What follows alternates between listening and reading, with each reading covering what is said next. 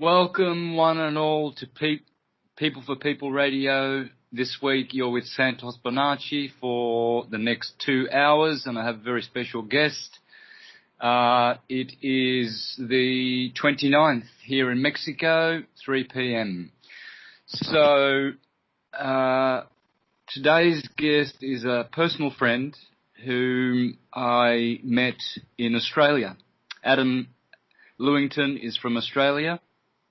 And we became very, very good friends before I left to the US. And to my delight, I found that Adam was very, very advanced in every field of syncretism and knowledge and understanding and penetrating and deciphering many, many things, especially words.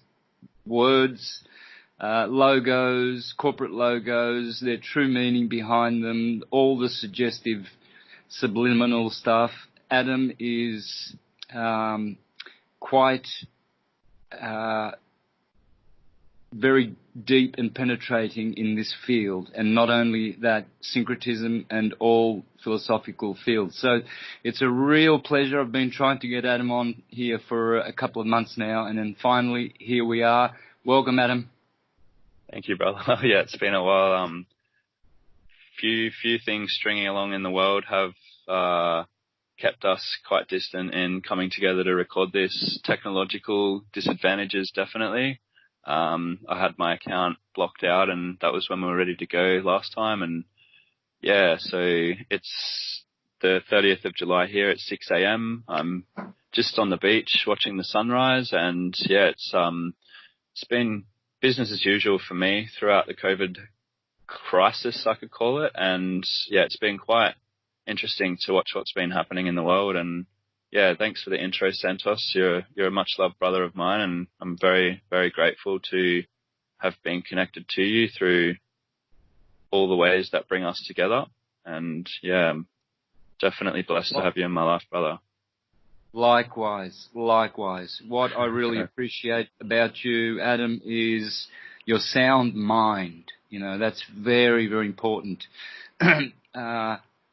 It's holistic. It's sound. These days, I find people have not got full possession of their mind and their thinking. And so Tesla once said that many scientists think deeply but not clearly. And he was attacking the pseudoscience, of course, because they've got a lot of deep thinkers, you know, they've got all their figures and calculations and equations, and they're dazzling, you know, they're quite deep, but there's no clarity, right? So what we're going to present is clarity on many, many things today. Hopefully some geopolitical stuff, and then some philosophical stuff as well. So what's fresh with you, Adam? What are you researching and into recently? What can we talk about? Well, in terms of researching, I would honestly say that I stopped that years ago. I've come to a point where I just, and I think a lot of people that may listen to this will resonate with this, that it becomes so empowering that once you know the certain amount of information or knowledge, the all of the knowledge, there's not much more that you need to go to be updated on. Just keeps flowing and keeps going, and you keep knowing, and there's just there's no walking back. Once you dedicate yourself absolutely to knowing truth absolutely, there's no going back. So yeah, I remember once I set the intention in my heart to know, like, this is where I was a long time ago. I wanted to know the knowledge of Christ, and I wanted to be smarter than Einstein. I wouldn't call it wiser looking back at it, but smarter than Einstein. And then after I set that intention, 2 weeks later, I found out everything I needed to know about Einstein being a complete hoax and the purpose of his bring forth in the empire. And it was quite timely, you know, seeing all these brothers behind the same door doing their little secret handshakes and coming forward with electricity and the periodic table of elements and everything that we've had now for the first time in all of history. So we're told, and no, it's not the case, and this, that Grand Tartary had it all. And yeah, one thing I think that really sticks out to me at the moment is free energy devices. Like I remember walking down the street in Toowoomba recently in Queensland, which a lot of the locals,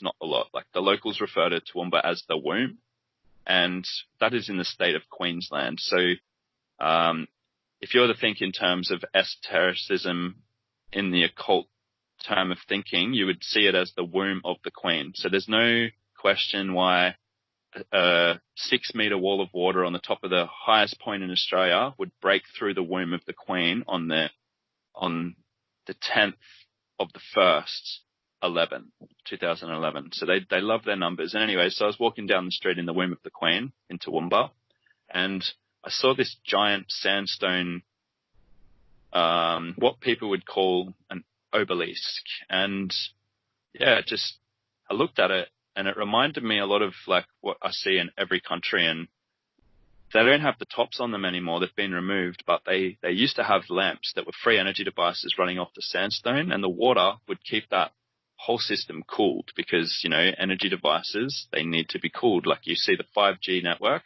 but you see the box at the bottom of it, and they're fully air conditioned because as a high heating device, they can break through. But yeah, anyway, so I've been just really mystified by that system of technology, and a little bit like I reach a point of sadness where I feel, like how wonderful it would be to just, walk down the street and just see that beautiful free energy device flickering on when the sun went down. And yeah, I think that's something that really broke through veils for me, was the antiquitech, or the antique technology of the Grand Tartary, or what we now know today as China, Russia, Australia, India, all these places that we don't really understand how they come to be as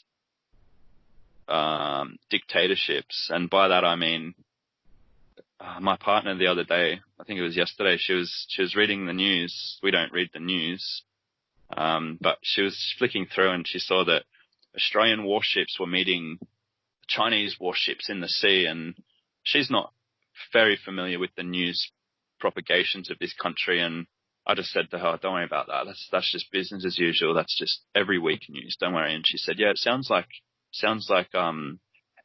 every country. It sounds like my country, how they do it. We've always got to worry about Russia coming and invading but yeah, her country, she is from Lithuania, and they in the 40s, 50s and 60s faced great oppression through Russia. But what a lot of people don't realize is that it was one and the same empire.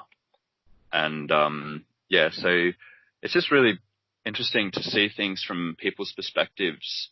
They don't really have much perspective. They don't have much knowledge. And yeah, it can be quite difficult at times to intertwine myself into those people's lives. Like, I've only got a small group of friends, very similar to yourself, Santos, who absolutely know how it's going, what's going on, who's making it go on, what are their agendas in the future to bring it on. And so yeah, a lot of people say, what I think will happen. And I say, stop thinking, because you don't know. You don't know. Like, you need to know before then you can know more.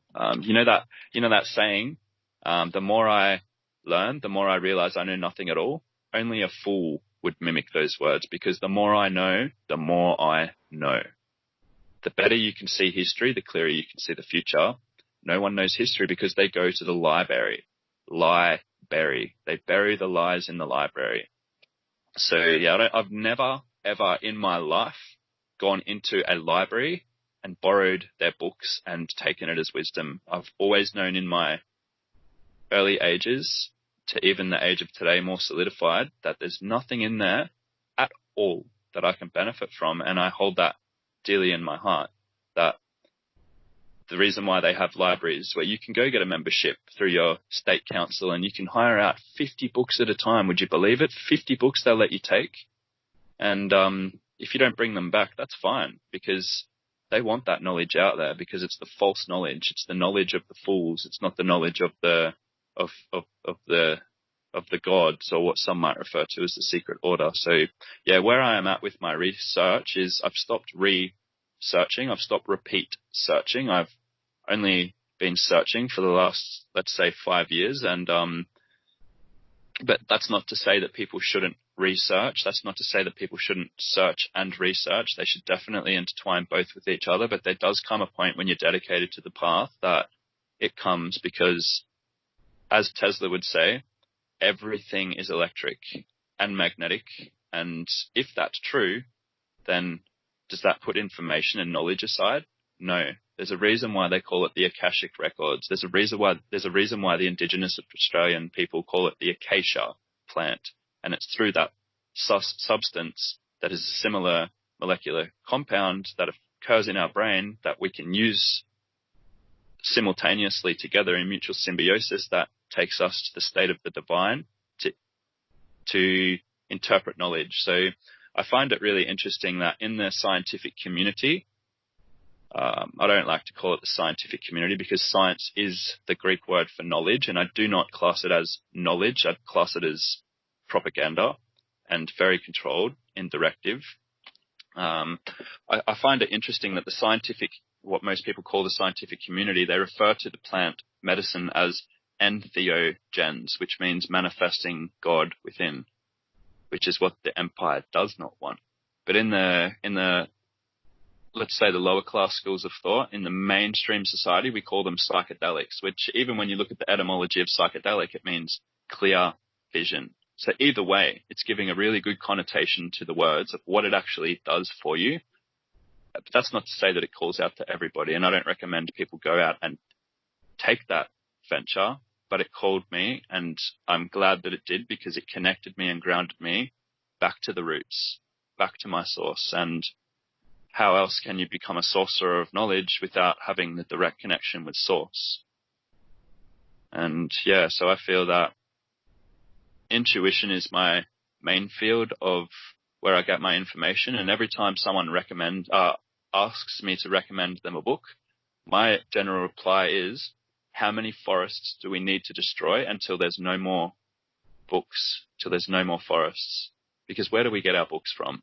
And even when we look at the word reading, if we break it up and look at it clearly, it's re-adding. All you're doing when you're reading, if the knowledge is divine, true knowledge, is you're re-adding that back to what was taken from us through non-diligent process. They stole this information from us, and you've got to go and re-add it back through reading. And yeah, so to answer your question, I feel that intuition is where I'm at, and I weave in between that. I go with the flow, and that's what I know. Yeah. Once you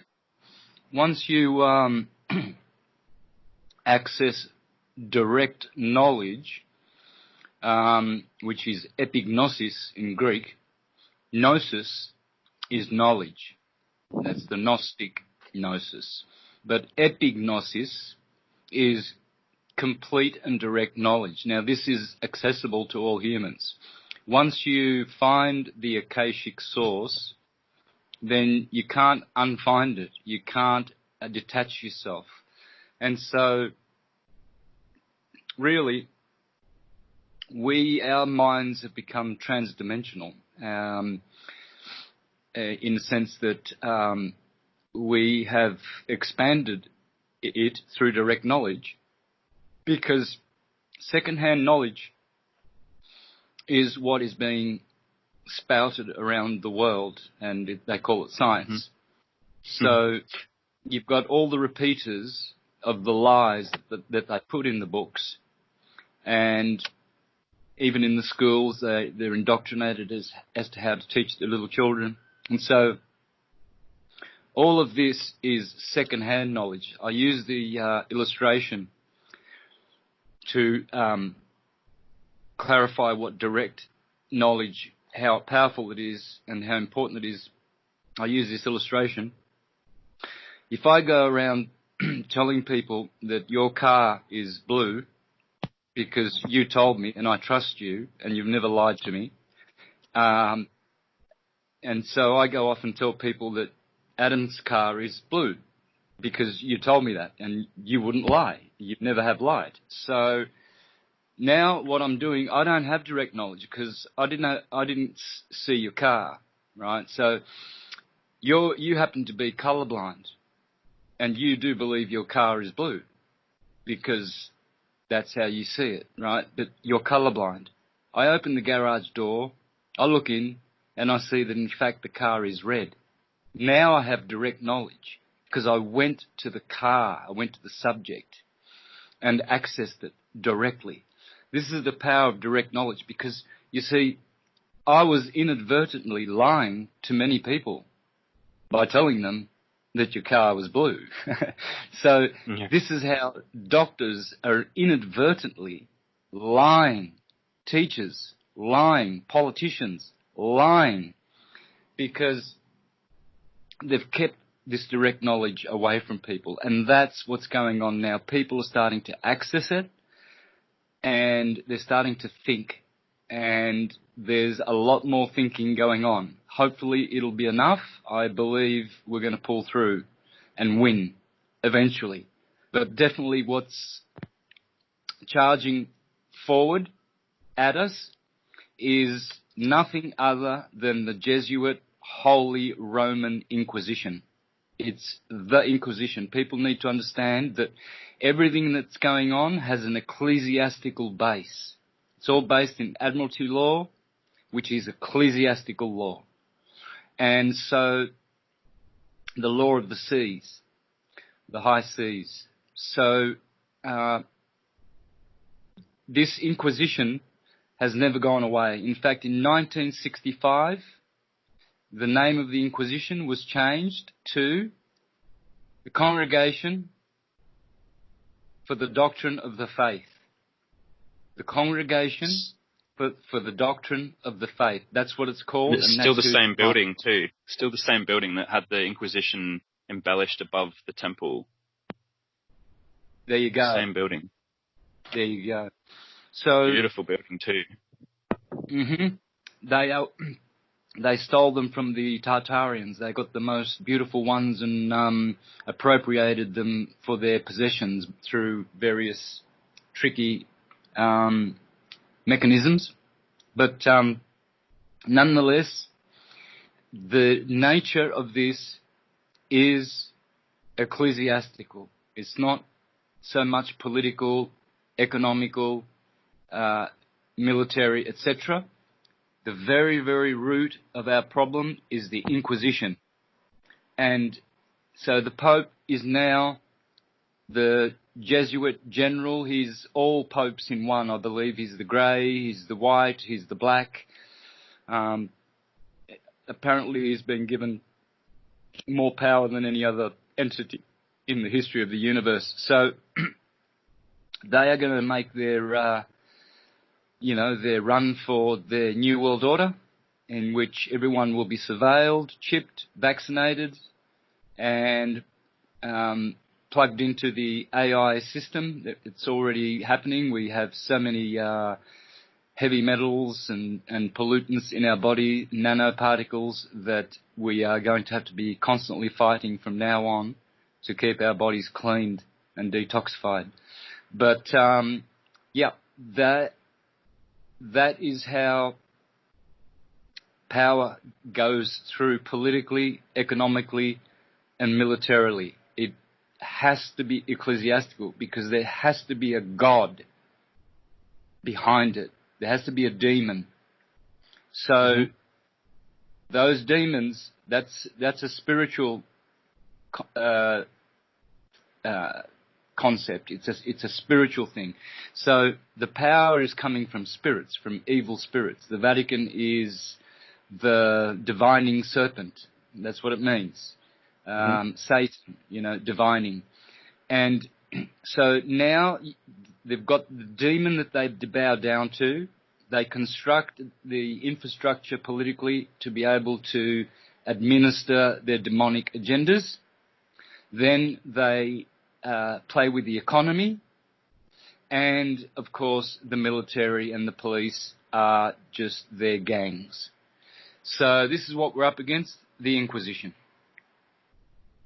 Yep, absolutely. And it's the Inquisition, that's right, and no one's inquisitive to the Inquisition. So yeah, and it's interesting whenever you, especially with people who are more science-minded, or they read the Science Weekly, or they go to sciencenews.com, or any of this fucking bullshit programming, and I don't mean that lightly, I mean these people are absolutely lost. If I know anybody, and I don't mean to offend anybody, and that's not my business if I do offend anybody, because I only control my own emotions.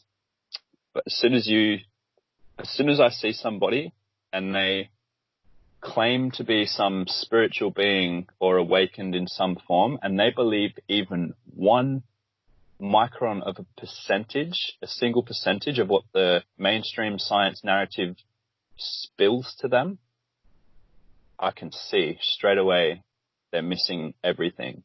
So I came to a point in my life where I was so intrigued by the original people's knowledge of the country Australia, and I never strayed from that. It stayed close to my heart, and I tried to get into the whole NASA thing. I tried to, I think I started watching, live space cam and all this fucking bullshit that I look back at now and think, thank God I didn't resonate with it. But I came to a point I came to a standpoint in my life where I was looking at both of the platforms of information, and they did not meet. So there was the government knowledge, which government means control the mind in Latin, their language, that's serpent language. I either had to go, there was no intertwining them together. It was one or the other. So I either had to choose between the government knowledge being the absolute truth or the original knowledge. So which one did I take? I watched one while I took the other. And it's really helped me to observe the entirety of what's been promulgated through propaganda of that empire. So there's nothing that I'm not familiar with. When someone asks me if I believe in evolution, I ask them, what evolution? Are you talking about oceanographic evolution, meteorological evolution, homographic evolution? And they look at me like, huh? Like, what? I'm talking about evolution in a whole, but these people, they don't understand how we've been programmed to believe what we believe without knowledge. So one thing that always rings bells to me is the Archaeopteryx, it was 1974. I forget his name, but he was responsible for putting this half dinosaur, half bird into the textbook, and it was called Archaeopteryx. And they put it into the United Kingdom textbook.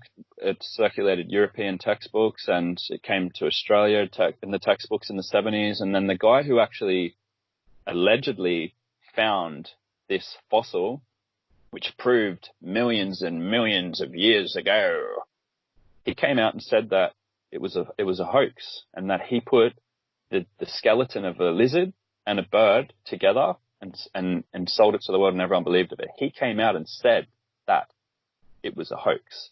So then they quickly removed all the textbooks from every school. They revised it and they took it out. They never brought it back. Guess what they just reintroduced into the textbook 6 years ago? You wouldn't fucking believe it, would ya? The same thing. But that's what happens when you further curse someone into the spell. You can repeat the information and they'll take it. For example, Erasmus Darwin, he wrote The Origin of Species. It went under a different title as a book, and no one bought it. No one fell for that. No one was stupid enough to fall for that. Excuse me. Yep. Can you keep the language to a minimum, please? We've got children listening. Thank you. Yeah, no worries. So no one bought into that. And, so now here we are, and, further sedated. They've added sodium fluoride to the water. They've added certain things into the foods, and instantly, in the click of a finger, at the flash of a light, everybody has adopted the belief, not through sobriety though. They couldn't do it through sobriety. They realized they had to go a different way about it. then they introduced The Origin of Species. And Charles Darwin said on his deathbed that everything he wrote in The Origin of Species was not authentic. He didn't write it, and he didn't believe it as a truth. So, like everyone wants to believe in dinosaurs, and I ask everyone who believes in dinosaurs, name a dinosaur. They'll name a dinosaur, and I'll say, okay, name a paleontologist. So every single person that you know can name a dinosaur, but they can't name one person who found dinosaur bones, right? And I'm not saying that there aren't large lizards. That's what the word dinosaur means. It means large lizard. But on the scale that we're told, it is phenomenal that people will swallow, absolutely, the information that they're provided, and they won't go and follow the links all the way down the chain. And where does it go every time? It always goes to Rome, every single time. The first person that ever discovered dinosaur bones 250 years ago, he was a mason. He was an honorary degree mason, and he found hundreds of bones and had hundreds of fossils, and they all disappeared, never to be found. And a couple of hundred years passed, no one was talking about it, and they just started talking about it again 50 years ago. So the ancient people have no collections of these beings, but all of a sudden we've adopted it. So like, I'm just trying to, give an example of how much of a spell people are under, and it's so easy to break free from as well. You just have to follow the yellow brick road all the way to where it goes. And if you don't end up in Rome, then you haven't followed it all the way through, especially when it comes from curriculum. Yep. Rome is the propaganda for the collective think mechanism, the collective. So now with their coronavirus inquisition, they have created an entity called the collective. You lose your rights. You don't have any more personal rights because you have to now wear a mask and protect the community. It's for the good of, we're all in this together, right? We're all in this together theme keeps going. That's a motif which they love to drill into people's minds, because what they've done now is they've split, or they're trying to split humans from their divine source, because a spiritually enlightened being should know that he is mortal and immortal, man and God,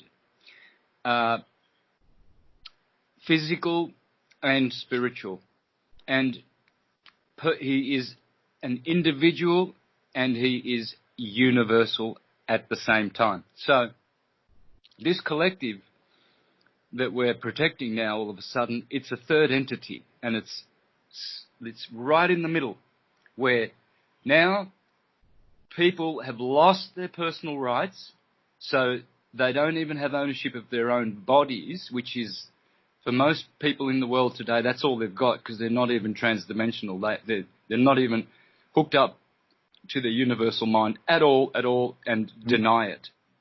These are atheists, people who deny the divinity, their own divinity. So that's not the collective. The universal is not the collective.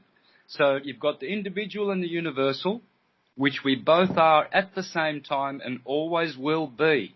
That is our nature.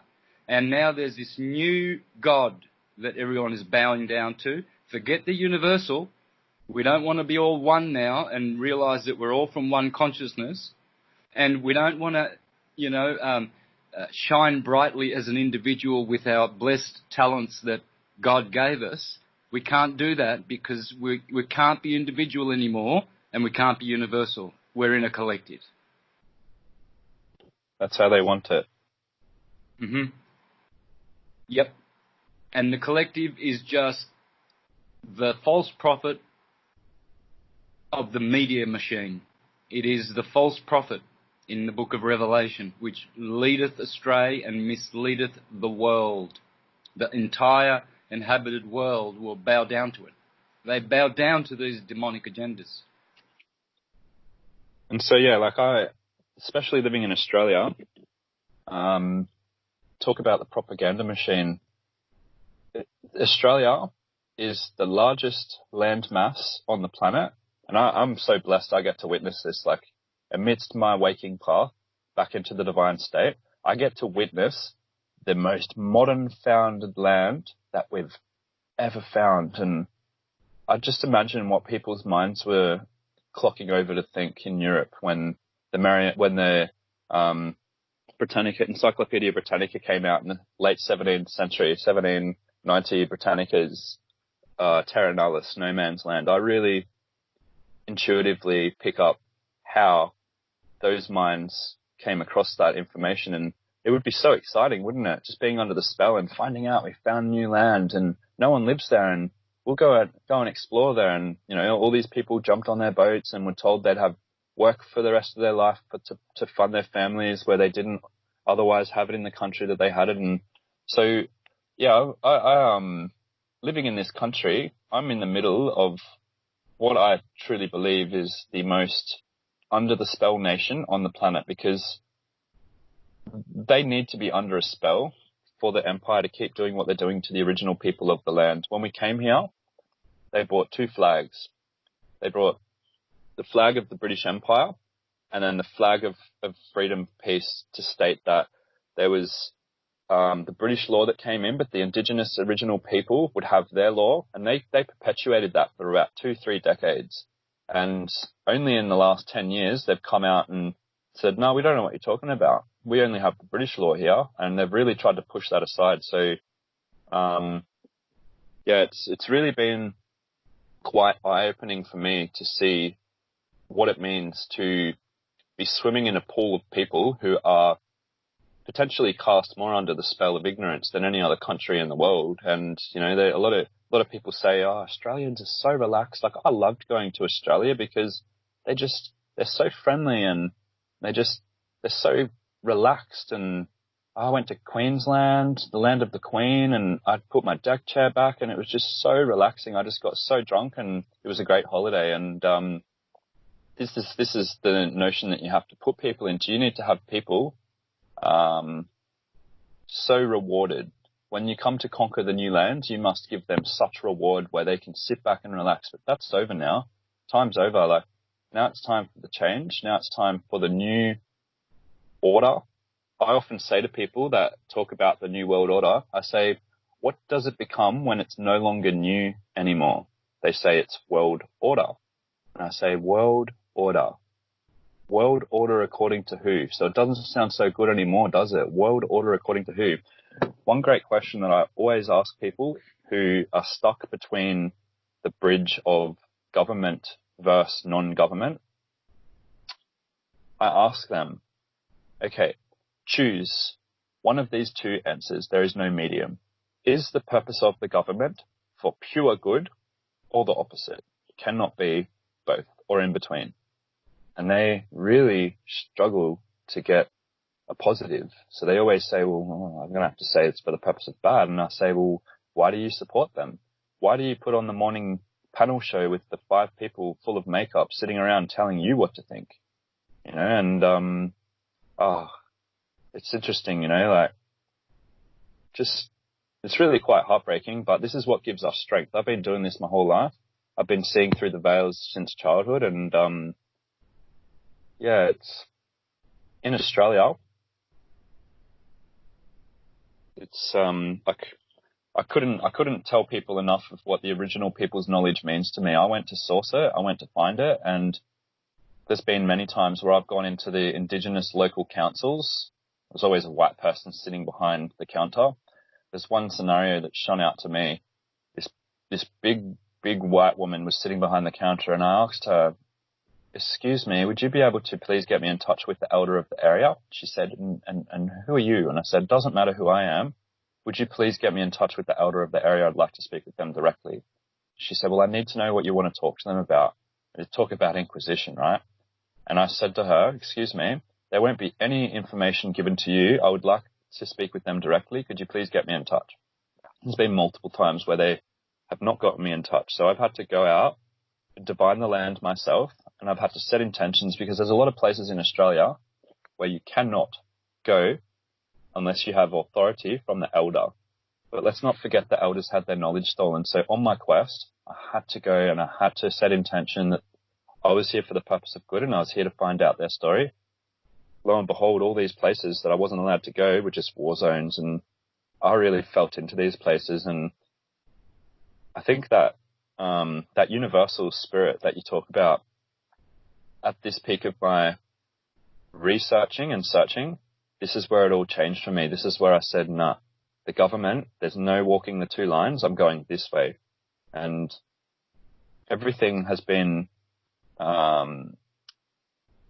coming into my life from that perspective. So wherever you go, where your intention goes, your energy flows. So if you want to play video games all day, then you're only going to go out when you go to get your shopping supplies, and you're only going to really resonate and meet people. The universe is only going to put people in your path that play video games. You're not going to meet people with divine, enlightened thinking. But when you go that path, that is what your path is set to. And this is how I know the universe is conscious. I even say to my partner quite a lot, what do you want in the very short future? Set your intention and it will come. And we'll literally do a beautiful little, I wouldn't call it a ceremony, but we'll do like a nice little scenario. Within a very short space of time, it comes. And I'm not praying to a man in the sky. I'm not going to church on Sunday, putting myself under a roof, hiding from Ra, the sun. I'm having divine intervention with something that may be out there listening, and lo and behold, it always replies and it always gives me what I want. But I don't feel that that would happen for everybody, because their intentions are not in the right place, because they might be playing video games every day, because they might be under the spell of the news, because they might be 50% government knowledge, 50% original knowledge. There is no cross between. You must choose one path. The original knowledge, which is the knowledge of the all, or the mind control operation. So the original knowledge, that's my path. My path is to get people to go back to the original knowledge. A lot of what I say to people shocks them, and they'll never see the world again. I get messages all day, every day from people much like yourself, Santos. I remember, spending a lot of time with you, and I just see your incoming messages on email, Skype, Facebook, just boom, boom, boom. Thank you, Santos. You've changed my life. Thank you, Santos. Like, you don't get this when you do a little bit of video gaming here and there. You only choose the one path, and that path really opens up the gate for what your future will be provided with. And I think that to acknowledge that we are all having this experience together, if that's true, then, and you do have some form of information, at what point do you not go back to sleep? At what point do you progress forward? What do you have to say about that? To people who really struggle to break the barriers of getting through to that ultimate superior level of incoming and being highly outgoing people in return. That's a difficult one. I think it's all about the individual. It's more about the individual circumstance. Sometimes I'm pretty brutal with truth when people resist it, and they should be more intelligent, and or they should be able to comprehend the things that I'm saying. Sometimes I'm brutal. Other times I just walk away, because I think, well, it's really their choice, and you're probably just grabbing a dog by the ears, so to speak. It has no purpose. It's not going to change them. It's not going to do anything. That sort of individual, well, I just walk away, but that's the reason why I did videos, why I do what I do, because then it's out there and people can click and turn it off at will and listen to whatever they want to hear if they want it, and if they're ready, because I feel, even though I don't see myself as necessarily having to save everybody, what I know can save everybody. So I just can't sit on it and just know all this and not want to help a few people, and I have. And that's a great thing. So I've been very blessed there, because being able to put together things that are crucial to understand, and how to understand things, and, you know, deciphering languages and what have you, and letters, and to really put together the defragmented state of knowledge in the world. It's all broken up into little bitty pieces, and people don't know how to cross disciplines and, you know, draw from many fields of knowledge to be able to syncretize it. So I'm just blessed and glad that that is out there. It's done. And so that's the best thing I can do. You know, I'm not really the sort of guy that's going to start engaging conversations in the street. I generally just do my business and go home. So I'm lucky to have had the YouTube exposure. Yep. I remember when I first came across you, I have always had my way of seeing things since I was young, and with language, with logos, with so many things. Like, I just have always been able to see things for what they were. And I remember when I first came across your profile, I think it was when I was studying the law system, the structure of Admiralty law, and I saw you challenging the system with that great warrior spirit, and that really connected with me. And I thought, I wonder what else he's talking about. I wonder what else. This guy is really holding himself together. He really knows the structure of words and how to use them in legalese. What else does he post on there? And then I opened up a bit of a can of worms, and there you were, just talking about all of the things that were relevant. There was nothing that was irrelevant, and it was the first time in my life that I had someone that spoke my language, that spoke it clearly, and I definitely commend you for doing what you're doing.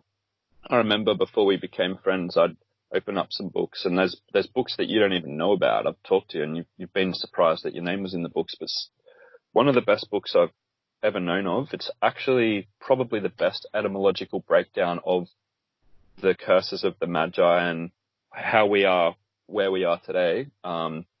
Spirit world, the definition and the language of the birds. You're the first name mentioned in that book, and that's pretty powerful, that you don't know this person, but you don't know what work he's doing for the world, and it's through watching what you have to say as well as hearing, which is different to feeling and understanding, standing over. You know, because it's one thing to hear the message, but it's another thing to receive the message and to know from there. I know a lot of people that find out information and they go back to sleep. And some of the most intelligent people I know, they just, find it really easy to go back to the curse of the sleep. I've always tended, even in my younger age, I've always tended to put people into 3 different categories. Schooling in particular, I started doing this in school. There was the smart person, the intelligent person, and the genius. So the smart person listens to everything they're told, and they get their perfect A grade marks in their studies in school. Then there's the intelligent person, which questions what they are learning, and they still get their A grades, but they question everything. But then there's the genius that completely sees that everything they are learning is fraudulent, irrelevant. They break free from that, and they see the truth on the other side. So I definitely would put you under the classification of genius. And I don't think, we didn't all start off in this place. We didn't all start off fully enlightened and awoken. Like, you have to take the path. You have to dedicate your life. There's a reason why the word hermit means to go into your inner world and to rock yourself, to hide under a rock. Like, that's what we use. We use the word hermit. That comes from Hermes, which is the father philosopher of Hermetic principles. And without the Hermetic principles, call it what you will, without those laws of Hermetism, without being a hermit, without going into your inner world, you can never break free. You can never rely on anybody. You have to use people as a device of knowledge, and then you have to go and do what you have to do. It's a pilgrimage. Everybody takes their own pilgrimage. No one holds your hand when you go on your pilgrimage in the different theosophies of religions of the world. It's always that connection between you and the divine, you and God, whatever you'll call it. So, yeah, I don't disagree at all with, what you're saying there. I fully agree that there's only, like, you can only put the information out there, and he who receives or she who receives, they will be who attract to your information, but they must do their part. I get a lot of messages from people wanting me to answer every question from them, and I don't have time for that. Someone sent me a link the other day and asked me to watch it, and like a 2-hour video, and I don't have time for that. I don't have time for that in my life. I don't have time to sit down and watch something that has no relevance to me at all. If I want to go and watch something, I'll go out and watch it in my own means. I'm at a point where I'm not going to watch something on free electricity, or I'm not going to watch something on, how the government are pedophiles. I knew this when I was a kid. My principal of Catholic school was Brother Mark, and I always called him Brother Mark of the Beast. And there's a reason why, that he was Brother Mark. I don't even believe that he was born with that name, but he told me he always visited the Vatican. So I learned a lot through him, and looking back, I definitely learned a lot through him. There's a reason why he said to my parents, if you don't put this kid on behavior tablets, we are going to have to expel him from the school. So my parents freaked out. They didn't want to have that connection severed between me and the Catholic school. That was the good school. So, I've got a big scope into the world of the Vatican. A lot of people think that it's book reading. No, I've read the banned books at the Vatican. I know you have too. I got to a point in my life where I wanted to know exactly what books were banned by Rome. I didn't have to ask why. It speaks for itself. All the books banned by Rome were coming out and exposing the agendas of Rome in the future. Alberto Riviera is a perfect example. The breakout Jesuit. He's the only person that ever came out in the Jesuit order that has his videos on YouTube. The testimonies of, if you want to call it Roman Catholicism, I call it the Roman Empire. He calls it the Roman Empire. The agendas of the future through the Roman Empire. I met a girl who we had quite an intimate relationship together. Her father was the only GP in the Vatican. So I learned a lot about black magic in the Vatican through her family, and I learned about all the portals in the walls of the rocks in Italy, and there's so much that people don't know, and people think that this is hoo-ha. People think this is rubbish and a perspective, like, oh, well, Catholicism, they've got their thing. No. Catholicism is the mother of harlots and abominations of the earth. Catholicism is the name for the Roman Empire refaced. That empire created all religions that we have today. That's what people fail to understand. People fail to see that empire created every religion to divide us all, but to keep us under control. And yeah, it's where we are. And this whole new collective that you're talking about is very interesting. Even when you said the word individual before, I'm always breaking apart words wherever I go. There's never a day where I'm not looking at words and breaking them apart. I'm forever learning. And that's the beauty of life, that this is a playground, but we are the scholars as well. We're here to have fun, but we're here to walk the walk. And that's what the Sphinx in Egypt represented. And it's not Egypt, it's Kemet. That was the name. That's where chemistry came from. The name of the Sphinx is a white man's word. The name of the Sphinx is Haru and Aketi. Aketi is the cat, the feet of the cat. And Haru is the head of the priest. the people bowed before Haru and Aketi, or what we call the Sphinx, and they envisioned the symbolic meaning of that statue, and it was the body of the lion and the head of the priest, because we come from the bottom up, from the animal domain. So we are here to master, to live in the animal domain, while mastering the highest spiritual domain. And that's why the cat Haru has the head of the priests, because we are here to live in the jungle, but to be the wise keepers of the knowledge in the jungle. And so I chose that path. That's the path that will never stray from me. No one can ever take that from me. And the more that you, as a person, become intimate with your knowledge, the wisdom, the truth, the all, not information that's pumped out of the mass media indoctrination camp, the more closer you hold that information to your heart, the more of a warrior spirit you'll become. If anyone tried to take that knowledge from me, I don't want to go out and say anything, too detrimental to people's hearing, but if people try to destroy what means the world to me, I will completely destroy anything that brings them a connection between me and them. So that's what the warrior spirit is. And I see that in you, Santos. I see that big time in you. And that's what I love so much about you, is you fight with that knowledge. You don't just walk with the knowledge and say, hey man, want a potato chip? And I heard on the news that, no, it's, you know, and you've got that close in your heart. And through the passage of Aries, you fight for fire for the people. And I love that about you. I love that you really helped me as well astrologically. I always was close to the stars. I was always close to the knowledge. And I remember the first time we ever stood out in your backyard. I get a lot of people asking about you because I have a lot of mates, a lot of friends that wanted to meet you. And, we were doing our own thing, but I told a lot of people, I remember the first time we ever walked out into the backyard and you looked straight up at the sky and you pointed directly up and you said, that's Libra. Libra always is above us. You'll never see her not above us. And she's always weighing out the zodiac. And that just really resonated with me. And I never got that sort of vibrancy of intellect in school. School knowledge is designed to make you so bored that by the time the bell rings, you can't wait to get up and get the hell out of that classroom and go and play with your mates. But for me, if I've got a good enough lecture, you can't get me off the edge of my seat for 8 hours straight. And that's not the path of some people. That was the path of all of us, and I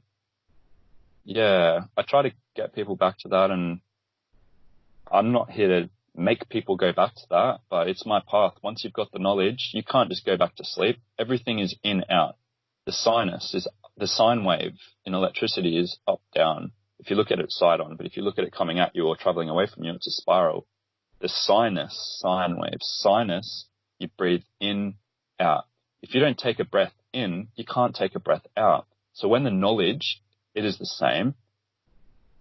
When you take that knowledge in, it must come out. And that's why you see people that take all the knowledge in, they don't take it out and they go insane. They ended up in psychiatric wards over time. Everything has its constant, everything has its cycles, and that's a really big one, is staying in cycle. If you learn something that's really important, you must get it out. But I always say to people, if you only know 99% of what you talk about, be careful, because there's a 1% chance you look like a fool. And I always preach that my whole life, that just really know what you're talking about before you come out and talk about it. Because right now in history, I go into the, what's the number one platform? Facebook. They aim to connect the entire world by 2030, I think it is. You look at what everyone's talking about on there, and there's not much going on. There's not much going on in Haru. It's all in Aketi. It's all in the playing world. Everyone's just in their lower realm. And yeah, some people might be offended by that, but the offense is an internal reaction, and that's what leads you to make change. And that's the beautiful thing, that's a wonderful thing. A lot of people, they get these feelings in their stomach, there's a reason why the Scandinavian word for God is gut.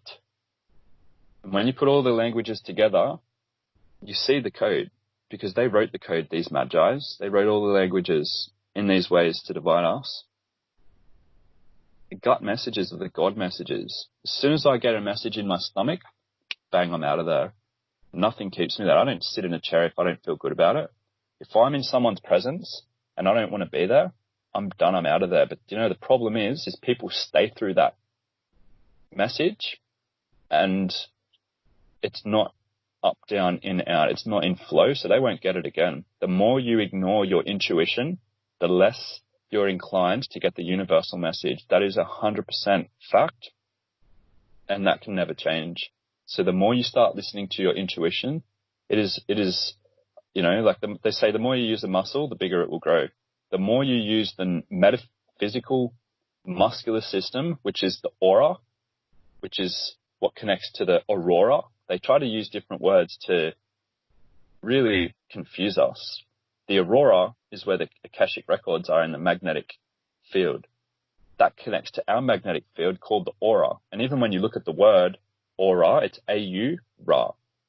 A-U is gold, and in Egypt they referred to Ra, the sun, as the golden Ra.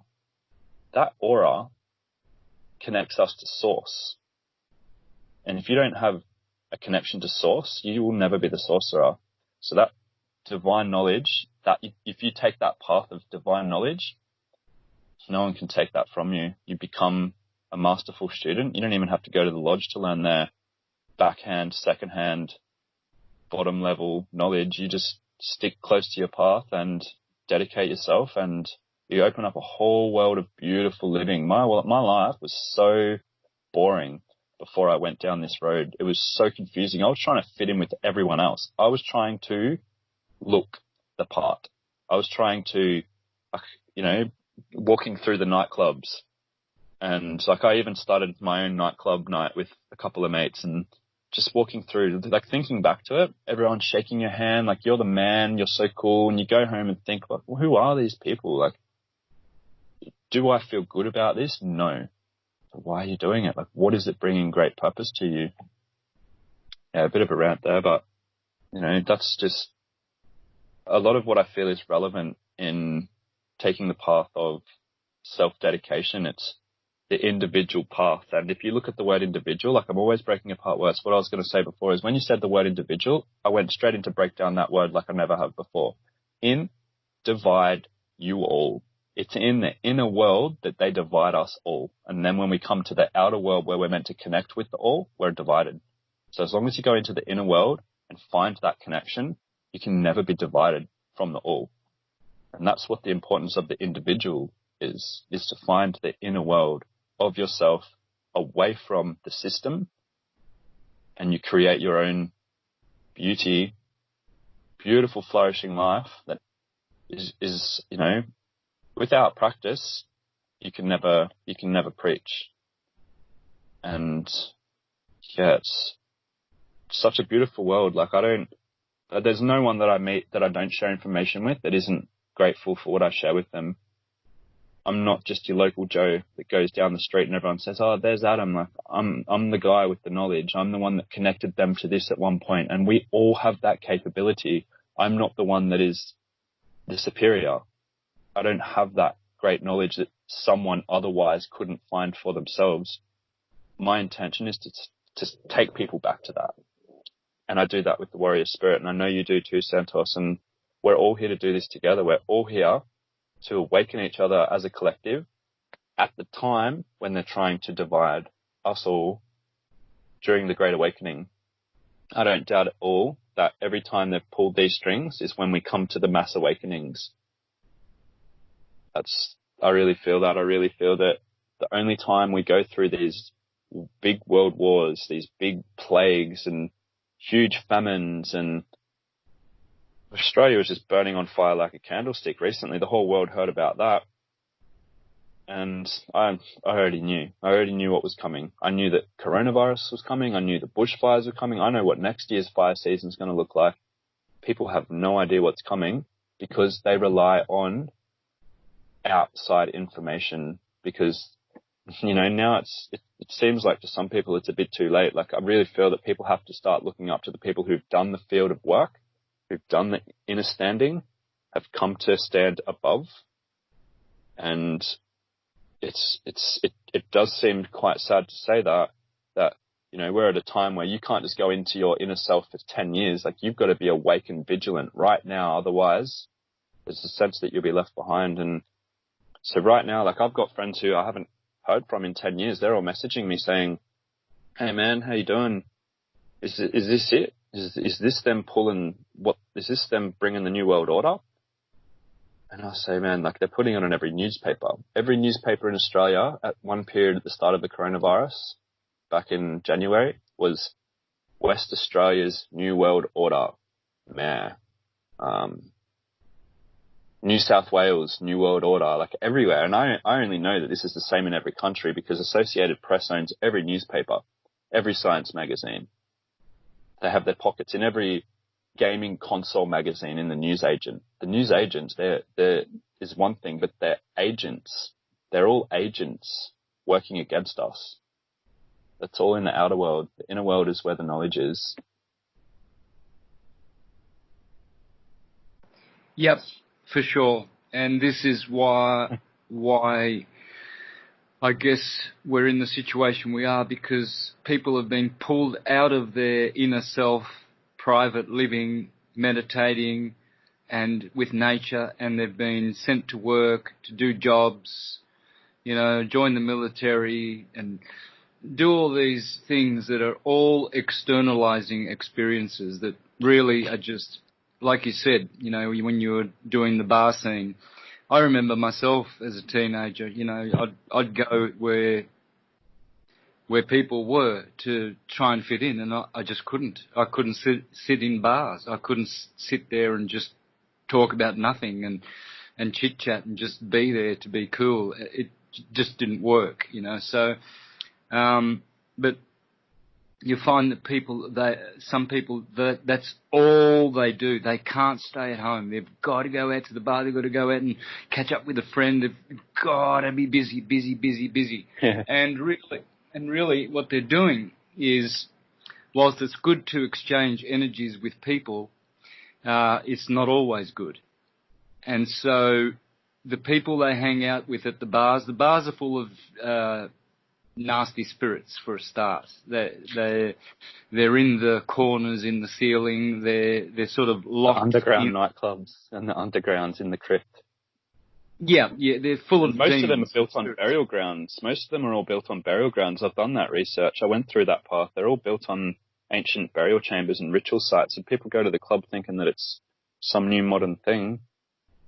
Look that up. Right. Well, they're just being immersed in the field of demonism, really. And so they hang out with these people because they need noise. They're too afraid to spend half an hour meditating alone, looking deep within to see what's going on. And these people rub their whole DNA historical data through just their field, just by being in their presence, let alone having sex with them. But which is what a lot of these people do. They take someone home, have sex, and then they don't want to, and then that's it. They don't see each other anymore. It's a one night stand. They've just been downloaded like a computer with a virus. They have now got the viruses, the hormones, the parasites, the ancestral diseases, just by kissing that individual, or some of it can be even transmitted through their energy field if these people are very, very strong. Some people really are able to somehow project and release that bad energy onto you, more so than others. There are other people that are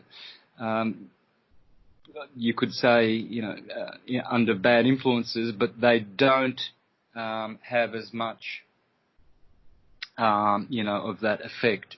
So it's very, very dangerous. What happens is a thing called paradosis in Greek when you hang out with someone, and that is an exchange of their consciousness. So if you hang out with a guru, it's not because you want to worship this guy or anything. You want that consciousness. You just, by being in the presence of a great one, you get their consciousness, and it stays with you forever. And this is called paradosis. And so paradosis also happens on the demonic side. And this is why people are so confused and so asleep and programmed, because they are running other people's DNA through their body. They've mixed too many fields. They've interchanged and interacted with too many bad people, and they're carrying that with them. And day by day they get more toxic, neurotic, and psychotic, and all kinds of troubles because of not watching who you hang out with. Mm-hmm. Yeah. Yes. One thing my mother said to me when I was younger was, show me your friends and I'll tell you who you are. And it was only a little bit later in life that I really come to understand what that meant. So, yeah, you are who you surround yourself with. It's your immediate environment, and then you walk the divine together. So if you go into the forest with, these archetypes of people that have been programmed in certain ways, you're not going to get the divine message. You would have to go into that forest by yourself, away from these people, because that forest is conscious and acknowledges that you walk together in that similar aspect with each other. And yeah, even like what you were saying about, everyone's trying to be busy. Everyone's always trying to fill that, what they think is void, avoiding their natural state of inner ability. They go to work, and I actually know people that love their job. This is how far we've come in the programming. I don't work for the man. I work for myself. I do everything I need to do for myself. Never again will I work for someone else. And there's a way out. There's always a way out for people. And I've helped a lot of people out of this state of slavery to even still be in the system, but to do it in their own way. It's very easy. It's funny, when you look at the word business, you really look at the word, it's busyness. It's busyness, because everyone's kept busy away from their state. And who runs the business? The manager, the man-ager. And who stresses you the most at work? And what does stress do? It ages you. It increases that, what would otherwise be a natural state of, slow development of aging. You're letting that state of person control you. And I will never, ever let someone ever tell me what to do. If ever people tell me what to do, I'll kindly say to them, sorry, are you asking me to do that, or are you telling me to do that? And the way they look at me is like they realize what they've done. But I'm holding them accountable in that moment. Don't you ever tell me what to do. I'm not your device. Who wants to go and do that for work? They might have a great connection with their manager, but at the end of the day, you are below them and you must do what they say. This whole system is designed to put you under someone who's under someone who's under someone, and your aim in that is to go higher and higher and higher until, yes, I finally made it, but it wasn't enough because you're already programmed to keep going higher and higher. But at what point does it stop? At what point does the penny drop? Yeah. Yep, exactly. So it's, So yeah, I remember, like, I worked in different jobs. I think I've told you about a few of them. Like, I worked for the Australian Taxation Office, the ATO, which I often joke about and call the OTO, because that's what it's really about. I would get people, anyone who, I was doing multiple things. I was working in personal tax claims. I was working in business tax claims, and the logo, the computer program that we were using was called Genesis, and the logo was 3 6s. And I couldn't unsee this shit. Like, once you're on the path, you're already on the path. So it's no surprise to me that the ATO, Australian Taxation Office, is using the 666 with the Genesis, and then you've got this other program that we were using called Siebel. And that program, you could look into everyone's accounts and see what was taxable and what was not. So I know people who think that they can get away from screwing the tax department, but the way they actually work is they'll wait until you've paid off your house, paid off your car, paid off everything, and then they'll come and take it all. They're not going to take half your stuff when you're halfway through paying it. They'll wait till it gains maximum capacity, and then they'll take it all. So we're in a system where you think that you're working so hard for your future. Behind that door, they're ready to take it all. And that, when I was working for the ATO, they tried to get me to go into collections, which I didn't want to do. I actually left that job because of that. I said to them, if you make me try to do that, if you try to make me do that, I'm leaving. And they tried to make me do it, and I left. Anyways, would you believe it? While everyone was asking for a pay rise in that job, they didn't give anyone a pay rise, but they made a new room, and it was a disco room where they'd have biscuits every week and a dance floor with disco balls. And I'm just thinking, man, this system is the system, and there's no two ways about it. So there you go. That's the tax office for itself. Then I went to work in insurance, and then I went to work for Telstra in business sales, and I was doing like $9,000 a week. I was in that program mind, and $9,000, when you're on $9,000 a week, you're thinking, how can I make $10,000 next week? So the way that you make $10,000 next week is by mischief, non-authenticity to the person you're doing business with. I had to leave that system. It wasn't finding another job. It was, I have to leave this job. I have to leave work. I need to stop working, and I need to go into my inner world to find myself, because I'm so far from it. Not that I was ever so far from it from the start, but going into that system took me so far from myself that I had to leave it. What are you going to do? Where are you going to go? What do you need that keeps you in that system to aid you and to keep you busy away from yourself? There's so many other options, you know. At the moment, they're trying to push cashless society. A lot of people don't know what that means. The number one, if not maybe the only reason why cash is so valuable and so important, is because every country is being put under more and more and more and more and more and more pressure every single year to pay their bills. While the minimum wage stays the same, electricity, gas, petrol, rent, all of these things, phone bills, they're all rising like the temperature in the boiling pot of water, while the minimum wage stays the same. And people don't think this is perfectly planned. Get ready for it, everyone. Like, if you're still working for the man and you haven't figured this out, you're going down with them. And I don't want that. I want as many people to find sanity away from that system, because it wasn't until I left that system that I really started becoming that powerful person that I always desired to be. I never wanted to be the enslaved. And then the interesting one was, you know, it took one man to go to work, and that was it. That's where they conformed us in slavery. And then they made women, like, women didn't go out and protest the right to go and work.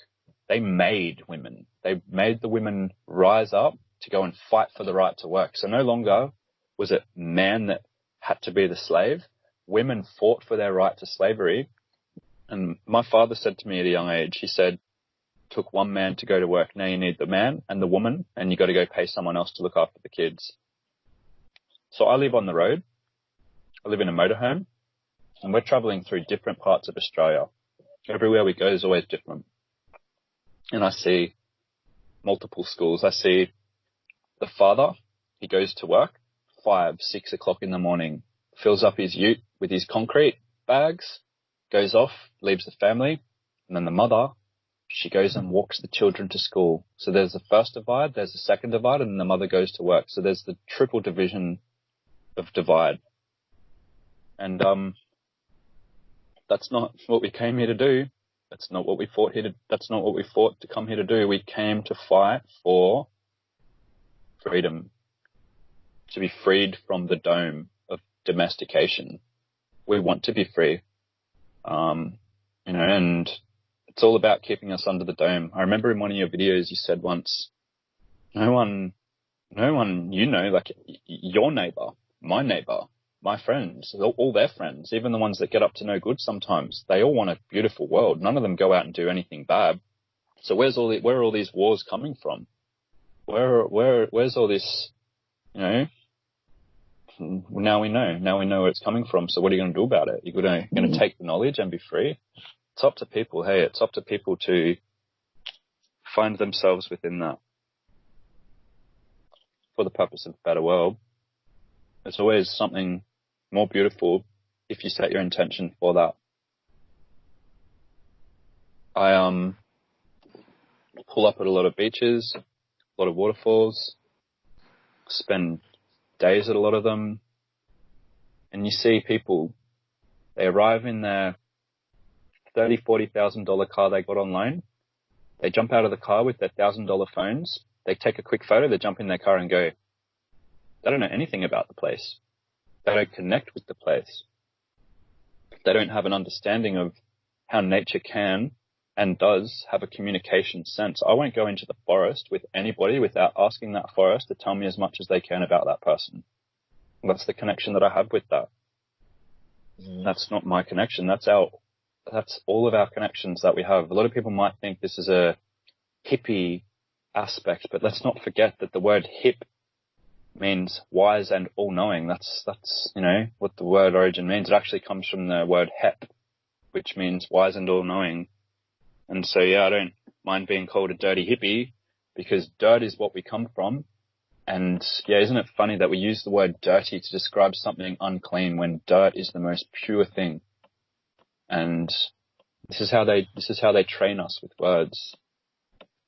It's really clever, and I would just sit in amazement sometimes and think, wow, they really worked hard to do that, We had, I think it was around 15,000 words in the dialect when Shakespeare was writing the Bible. And now we have close to 100,000 words in the English dialect. Look at how much more beautiful we spoke back then with such a low amount of vocabulary. We got the message out beautifully and it was still with song. Now, with 10 times the amount of vocabulary, you listen to what people use as a choice of words. It's quite interesting. Athena, shaking the spear in the face of ignorance.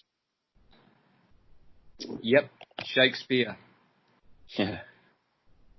So, wow, what a massive indoctrination camp we've come through, huh? Yeah, so what holds people from going to the forest? Look at the word, for rest. So you tell me what it's for. Is it to go, is it, I don't call it a take a photo and go, I call it a forest, for rest. And no one's, I wouldn't say no one, but how many people, how long will it take until no one uses them anymore for what they are intended to be used for? One thing that really resonated with me one day, one of my friends and I were walking through the city, and it was just such a random thing that he said. I think it was we were walking for a couple of minutes with silence, appreciating the silence, walking through the city. And he pointed to a huge tree. It was a beautiful gum tree. He said, "See that tree over there?" And I said, "Yeah." He said, "I think that tree is really sad." And I looked at him and I said, what makes you say that? He said, "Well, look at everyone going about their day. When was the last time someone stopped and had a conversation with that tree?" Now, if any of these people even heard him say this, they would think he was insane. But this is showing clearly how much they are driven away from their origin. Yeah, it's mass programming, really. It's interesting to observe, but you have to laugh about it sometimes. Otherwise, you can't sit there and cry about it all day. You've got to share your emotions around in your inner world. If something like that makes you laugh, then so be it. Creates great endorphins and brings you that, much of a closeness. Yeah, for sure. So the beauty of being awake is that you arrive. I feel like I have arrived. Yeah, that's exactly right. Yeah, because here I am. I got here. Mm-hmm.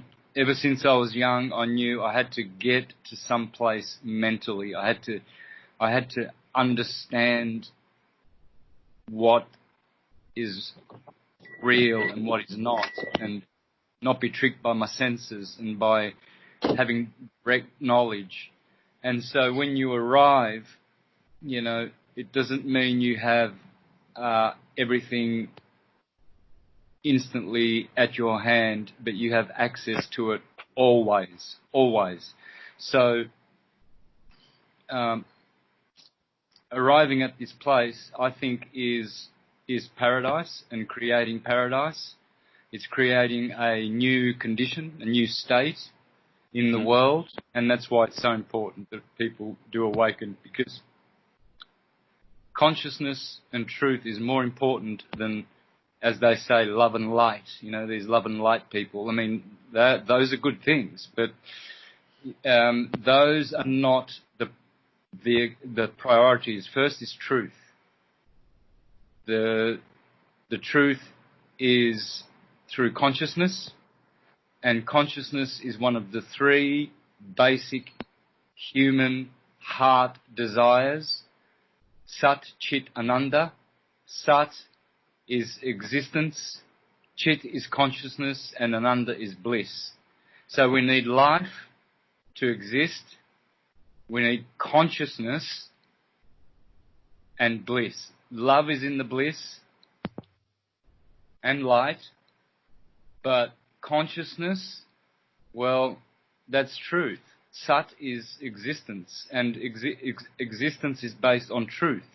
The electromagnetic universe never betrays its principles. It is always abiding by its own laws, and it always functions in the very, very same way. So this is where you arrive. You arrive at the point of knowing how nature is manifesting from counter space, from what we cannot see. As the scripture in Hebrews says, we know that the things seen come from what is unseen.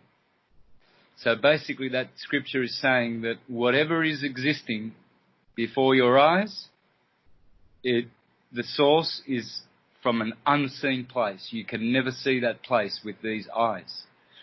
And so beautiful. That's the power of awakening. Now you understand the electromagnetic world, and you breathe and live according to its principles. It's always working to ascend one, to optimize the individual. It's always working to our favor, even though obstacles and misfortunes occur. They are teachers, and they are reminders. Yep. So bless the knowledge that we have, and really appreciate it. I do. My primary joy comes from syncretism. I do syncretism every day in my mind, in my heart, and it removes me from any worldly attachments and concerns, and it just brings me all the bliss and all the peace that I could possibly want. You've done a lot of work for the world, Santos. You've done more work than anyone I know of. You've been making videos for a long time, and I have like going back to, a lot of people, they ask me to recommend them a book. And I'm not the person to just tell someone to go to a YouTube video, to go watch this documentary, 5.1, turn your subwoofer up. I'm not that sort of person to go down that road and tell someone that. But I always tell people, like, have you watched any of Santos Bonacci's work? And they'll either say, oh yeah, or no. And I'll say, look, I had this one friend and he wanted a book recommendation, and I said, oh, I told you to watch Santos. Did you watch any of his stuff? And he said, oh, no, I didn't. And I was like, all right, well then watch what he has to say and tell me what you think. And the only reason I do that is because it's not the knowledge of everybody. It's the knowledge of the all that is announced by yourself. And you know music. You understand octaves. You understand the universe very clearly. And you're the only person that I've ever known of that I've never made videos. Like by the time I met you, I'd never made a video in my life. And you were part of the reason that pushed me to, go into doing that. And so, yeah, it was just to recommend you to people it was like I didn't have to do any work. You had it all done. And that makes life so much easier for so many people, because they don't have to go out and put everything that you've put into the context that you have, with the great understanding of the things that you know as a music teacher. You know how to teach, and you know how sound works. You know how people receive. You know how people send, and you just have it all mapped out. And yeah, like, I really do feel like you've done more work for your students than Pythagoras was doing. And, I really appreciate, everything that you've done, and just having that great friend in my life that, like when I met you, like I was in a bit of a hard place, and I think, you were doing your trials as well, and we were both going through a bit of stuff, but just how much of a good friend you've been to me. Like, you gave me a car, you gave me a MacBook Pro, you gave me a beautiful pendulum, which I've been using a lot. And that's the physical things, but the non-physical things that you've given me is validation that I was on the right path. And even the connections that I've met through you, there's multiple people in my life now who thankfully do not look up to me, because we do not need to look up to each other. We need to look toward each other. We're all in the same plane. And yeah, like the people that I've met through you have been just really beautiful people that, like, I just feel like a lot of these people I couldn't have met anywhere else. And yeah, it's been real special having you, and especially through these interesting times. Like, we're all doing our own thing. That's where the system's put us, to do our own thing, like. But yeah, I just definitely feel like you talk my talk and definitely walk my walk. We all have our difficult times, and people know that too. People know that we each have our difficult times. We all feel those difficult times, and like, I've watched you as a person going through some severe struggles and still being there for all of the people that needed you. And that really inspired me to just get up. Just get up. Who do you think you are with all of this great knowledge? Get up and be in flow. Don't just receive the knowledge, or you'll burn out. You need to send the knowledge. You need to be the receiver and the sender. So yeah, if anyone finds this audio and they resonate with it, we can't just give our friends bits and pieces. We need to give our friends what we have. We need to, if I've got 2 pieces of fruit, I'll make sure the person with me is not hungry before I eat both pieces of fruit. We've got to be there to provide for our brothers and sisters, because the system has actually divided us so that we would think the opposite in what we do, so that we're thinking for ourselves. It's not the time to think for ourselves anymore. Just before they killed Michael Jackson, got up on stage with his dancers. Like he was, he loved having his dancers on stage. He said that he choreographed everything, but he got up on stage with his dancers just before they killed him, and he got the lights dimmed, and he said, "People, please, we have less than 4 years to get this right. And if we can't learn to love one another, then that's it. We're done for, and it's irreversible." He knew what their agenda was. He was a master of music, and he knew what they were going to do, because he was in with a lot of the people in that part of the world. You can only imagine who he was connected to, but he knew, and he wanted to tell us that, And you start looking. I went through a phase where I started looking at what everyone in Hollywood was saying before they took them out. This person died. What were they talking about before they died? You look at what Prince, the musician, was saying, and the guy on television said, "So Prince, tell us about your latest song, Dreamer." And Prince just looked down in depression, said, "Well, I remember this time when I was riding my bike in the neighborhood when I was a kid, and I'd see these lines in the sky. And I was like, yeah, cool. The plane's leaving lines in the sky. What of it?" But and he said, the more I saw the planes leaving lines in the sky, the more I realized people in my neighborhood were fighting. So right on live TV, he announced to the world that they were using bioweapons to divide us and to make us go to war with each other. But I ask people the question that hear this: how much do you know?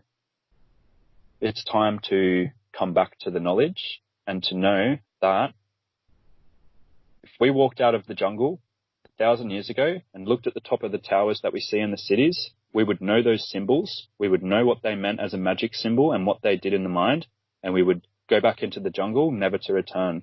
We knew our origin. So if only we go back to our origin, then we will be saved. And it's the inner world that does that. It's the original knowledge that we all deserve and we come from, and we can go back to the original knowledge. There's nothing keeping us from that, really. All the information about what their agenda is against us, they put it on the internet that they gave us. They've never hidden anything. But that's part of the Great Divide, the final battle for the minds of men. And we don't need any divisioning, There's no need for that. So, yeah, just really great appreciation for you, Santos, for what you've done, and I couldn't recommend anybody more to go and listen to everything that you have to say, because I've watched you being attacked spiritually and physically from the powers above, and yeah, it's been quite sad, and it's been quite beautiful to watch you just pull through it all and provide that great knowledge. And I still can't believe that I'm connected to you in such a close friendship, and you're a wonderful person. I appreciate you. Thank you, brother. I really, really appreciate that very, very much. That means a lot to me.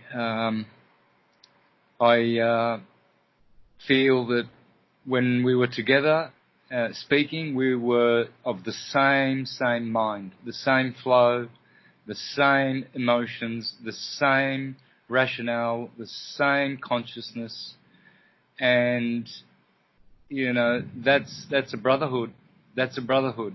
That we are brothers, right? So, yep.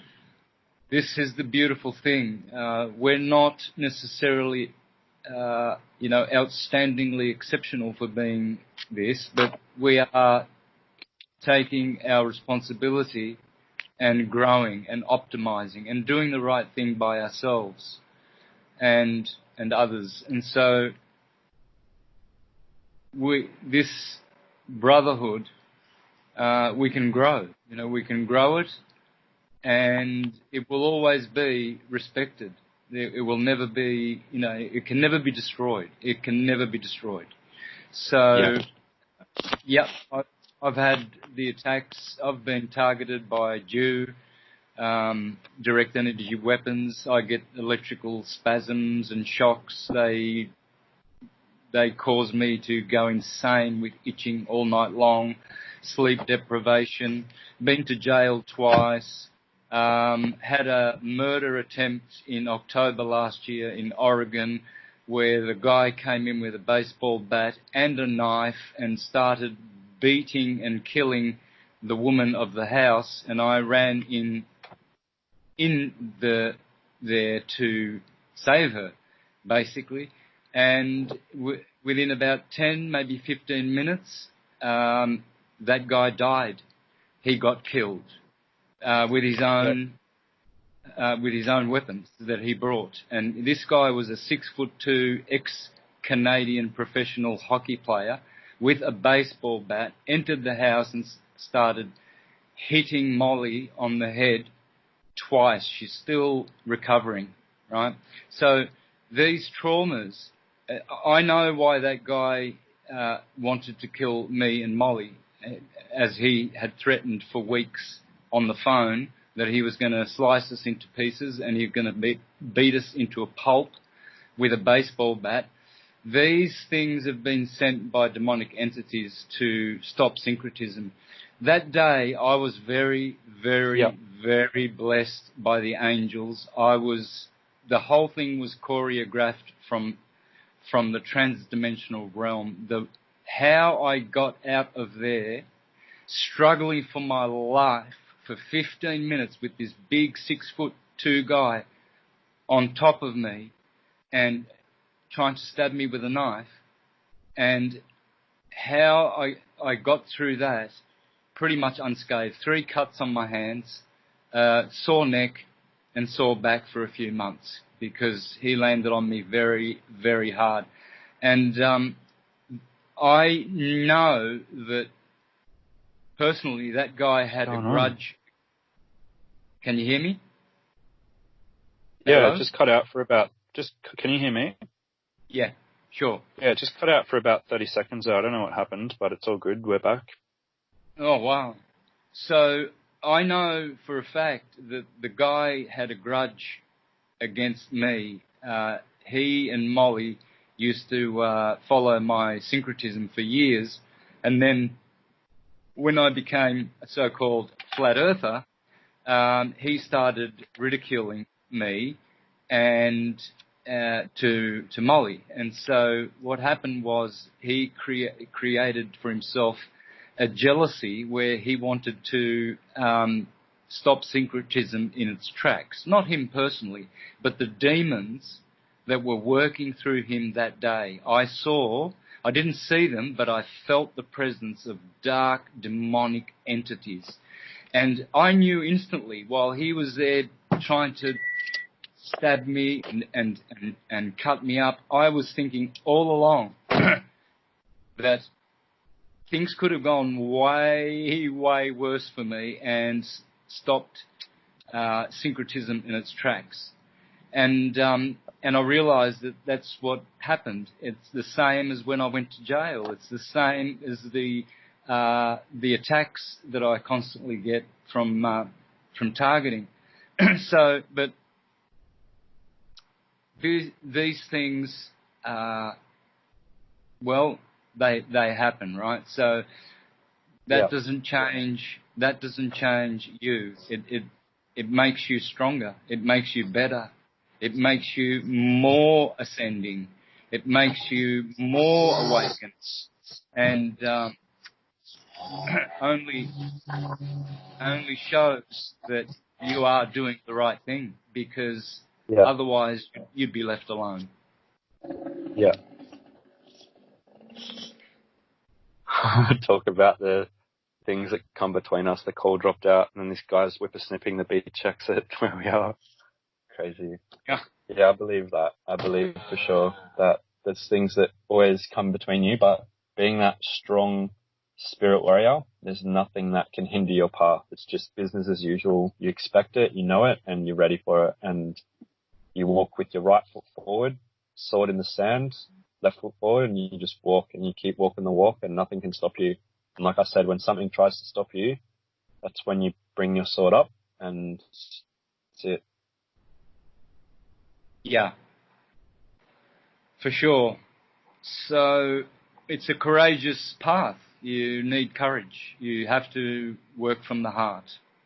Yep. Without the courage to walk the talk and to live it, then it's like the parable of the sower. Some seed fell on rocky soil, some fell on good soil, some in amongst the thistles and the thorns.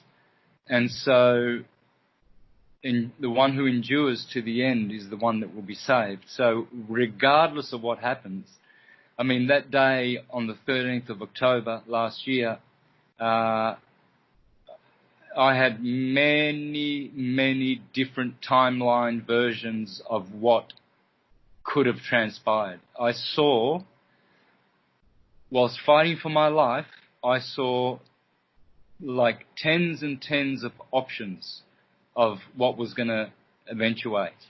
And never did I think that I was going to just walk out of there with like a sore back and sore neck. And not even, I refused medical treatment at the hospital. The police, there were about 50 policemen there. They all saw that everything was straightforward, a criminal, murderous act. And,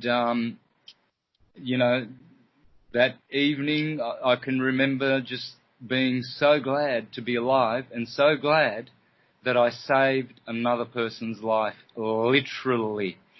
When I entered the room, I was already running out the front door because I heard the commotion and I knew he was coming, and I knew that Molly would be smart enough not to open the door, but she did. She opened the door because she didn't believe that he was actually going to do all those things that he threatened as he was hiding a baseball bat behind his back. And when I heard the commotion, I ran out my sliding door. I was at one end of the house, and when I walked in, he was just with the baseball bat in the air, ready to smash her a third time on the head, she would have died. So it was that split second that I turned around when I heard her cry for help. She just cried, "Help!" And I heard that and I thought, no, he's inside the house and he's killing her. I knew he was wanting to chop her up with a knife, so I ran in thinking that I was going to just save her from as much damage that he could possibly do. And she's alive and happy, and so am I. And the outcome for me of all these trials, I mean, I saw death.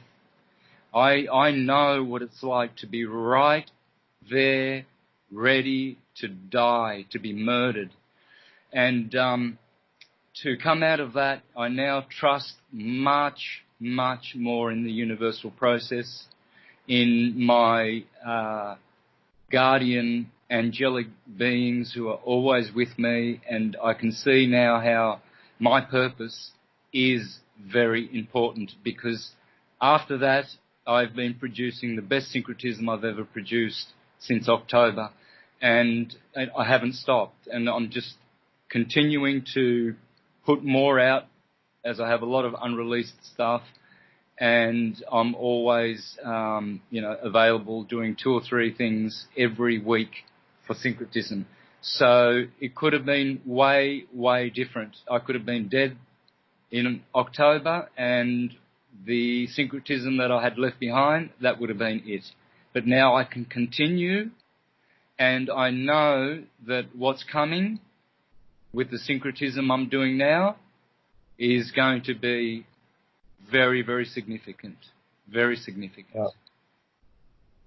And it's funny that should happen on October the 13th, because you as an Italian, that's the date, October the 13th, that Italy went to war with Germany in World War II. So it's funny that, how we look at everything and when they all work together, it's quite interesting to see that. Yeah, well, it was a full moon in Aries, and both Molly and I are Aries, And I remember when I picked her up at the airport the night before, she came back from Kansas City to Oregon, and we were saying how beautiful it's going to be tomorrow, Sunday, at the day we were both born. We're both Sunday born. And we thought, wow, a full moon in Aries, sun is in Libra, and we're going to have a beautiful Sunday. You know, we were together with other friends, and it was going to be a really nice time. And all of a sudden, you know, and the full moon was actually transiting my 8th house.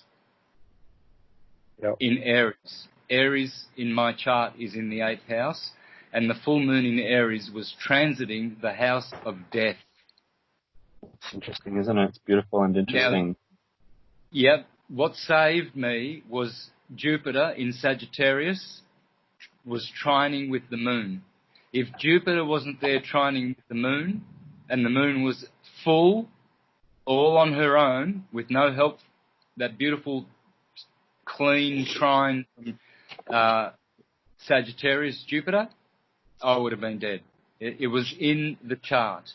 And when I did the transits for Molly's chart, oh my, there's about 10 scary things in her chart. In mine, there was about 3 or 4, but in hers, it was definitely in the charts. It was in the stars. That full moon in Aries, Sunday, the 13th of October, was a very, very powerful day. Very significant for me. It has left me with a weird kind of a trauma that I can't explain. I don't feel, you know, like any guilt or any bad thing. I saved someone's life, and the person ended up dead, unfortunately, but he was seeking to murder people. And so the trauma that I feel it's weird because it's kind of keeps me distant from people somehow. I don't hug people as much. I don't I don't feel into people anymore. I keep it sort of clinical and cool, and that's just happened, and that's not really me, you know. That's not, and I don't know how that happened because really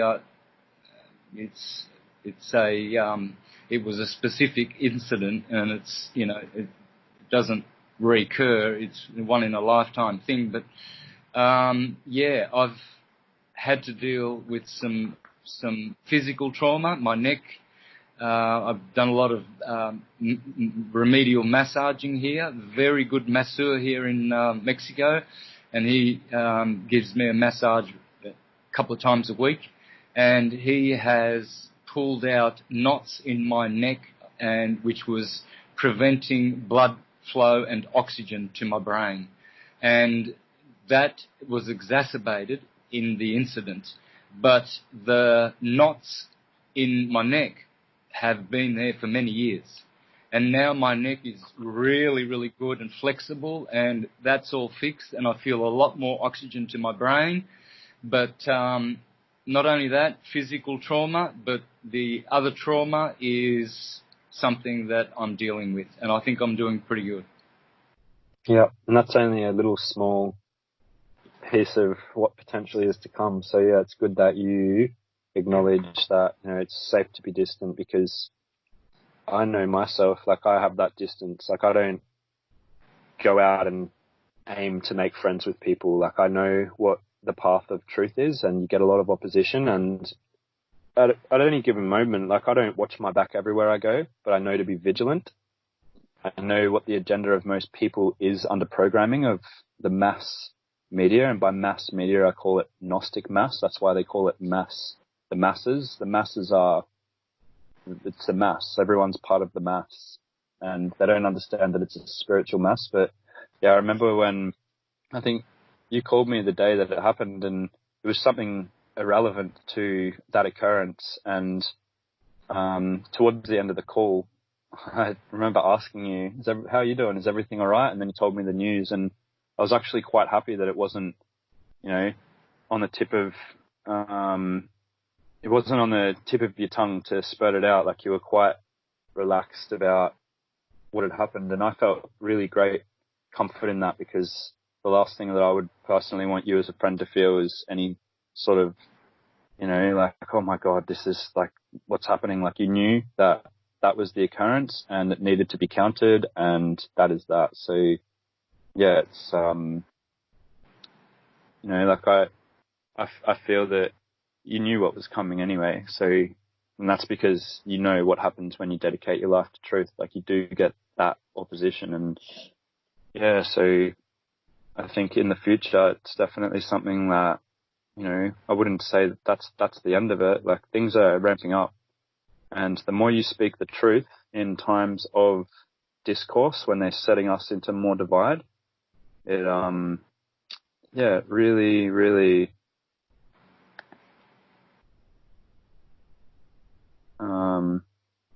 it's a time of absolute vigilance to anyone following the truth. And there's people out there that might not know what to believe. They might have a bit of truth and they roll with that. But when you live in ultimate truth and you optimize yourself through that, you always have to stay vigilant, because it was through the Inquisitions that they led the people astray and took out the wise men through the awakening times. Absolutely. Yep. And it reminds me of a quote. When a well packaged web of lies has been sold gradually to the masses over generations, the truth will seem utterly preposterous and its speaker a raving lunatic. So yeah, a lot of the stuff that I talk, I get a lot of people saying, man, you sound like watch out for that Adam guy's information. Like, he sounds like he's a bit crazy. And with a comment like that, I can establish that these people are completely void of self. They do not have or hold any formal connection with the divine. And that's not my perspective. That's the truth. That's the truth. And yeah, so when you speak the truth, that is, in a time of, all the lies being sold to the masses over generations, it's generational programming. There's a reason why, if I ask my parents for help with schoolwork, they have no idea where to start. There's a reason why your parents got a different textbook, why you got a different textbook, why your children got different textbooks. The truth is intangible. It is always going to be remaining as the truth. And that's why they divide the knowledge through generational programming, because they never want us connected the way that we came to be connected. They want that split. They want that destroy. They want that divide in the family unit, because with the family unit, you are ultimately powerful. And yeah, so you know that you are powerful, and you know that you get that great opposition that comes. And I feel the same. Like, I feel that, my partner knows, like, I don't just go into any scenario and, oh yeah, like, come and hang out anytime. Like, I know there'll be people listening to this that have wondered why I don't get close with them, and I hope that clarifies for them. Like, I'm just not someone that goes out there to find kinship with people when I'm walking the path. Like, I've got to live my purpose. I've got to live my clarity. I've got to live my sacred life. And in between there's great conversation and beautiful connections, but there's always that closer connection to yourself. I'm closer to myself than I'll ever be with anybody, and that's how it should be. And I would get anybody to ask themselves, who is your closest connection? And if it's not yourself, be prepared for war, because you are already in the middle of war. You stepping outside of self to not have that closeness of self. A lot of people don't love themselves. They love their ego, and that's on the outside. I see people going into the gym and they look in the window as they walk into the gym, and it's all about the selfish, instead of, I wouldn't call it selflessness as the opposite of selfish. I'd call it selffulness. I'm selfful. I'm not selfish. I'm not a fish underwater. I'm selfful. I'm full of my self-love, and that is how we get back to it. And the only way that I believe that you can get back to that notion of loving self is disconnection of what takes you outside of self. So whether it be friends, romances, relationship, or family, if there's anyone in your immediate closeness that takes you outside of self, you must step away. You don't have to fully disconnect from them. If you need to, I highly advise that you do. But yeah, there's definitely a time where you need to focus on yourself if you want to get that intimate closeness with the universe up, because even the word universal is you and I verse all. We are all versing the all. Like, we are all working everything together as a oneness, as you would say. And universe. Uni is one and verse is song. So it's the one song. There's only that one truth to connect back to. And if you don't hold that one truth, the truth of the all, that atum, there's not much hope that you will come to flourish as much as you would like to. And, you know, my sister Cara, like, you know her well, and she said something to me once that really resonated with me. She said, if you look at the forest, they're great teachers. And I said, well, what's your point? Like, what is the point of the forest being the great teacher? Like, I already knew they were great teachers, but she said, if you look at all the trees in the forest, they are all different trees and they're all different heights and they all work together for the same cause. They all chase the light. And that really resonated with me. And, I do believe that if, you know, like I'm a big plant man. I love my trees, and I see how plants go into flower. They're all connected by the same root. But if I saw a tree simultaneously all combust into flowers at once, and all the flowers fall off at the same microsecond, it wouldn't be as special to witness that divine. So I acknowledge that, you know, we are all part of the same family tree, but each person is a flower that all flowers at different times on the same bush. And that's really important to correlate ourselves as a humanity with that. We are all connected to the same tree, and we each flower differently at different times. So there's no, you know, who's more intelligent than who. It's, you're all on the same path. What's your desire? Do you desire to achieve that great knowledge? Then you'll flower. That's right. Like, and I've got friends that say, oh man, like I feel like I don't know enough. And I'll say, well, what's your intention? Is it to know as much as you can? Then that's what you'll get. You will get that, but you have to dedicate yourself to that. If you're watching, you know, 4 hours of television a night, broadcast television, getting spells broadly casted into your intellect, then you're not going to have that. You've got to really set discipline, and you've got to set, you know, study time for yourself. And during this whole lockdown, this worldwide lockdown, I just felt from the start of it, before I knew it was coming, it was going to be a perfect time for everybody to really find out what they want to do with their lives. What are you doing? Oh, okay. So you've just lost your job. Okay. And that upsets you. You've been made redundant. So what can you do for yourself? This is a perfect opportunity. This 1 month gap right now is great time for you to turn off the TV and think about, what do you want to do with your life? Step away from what they wanted you to do.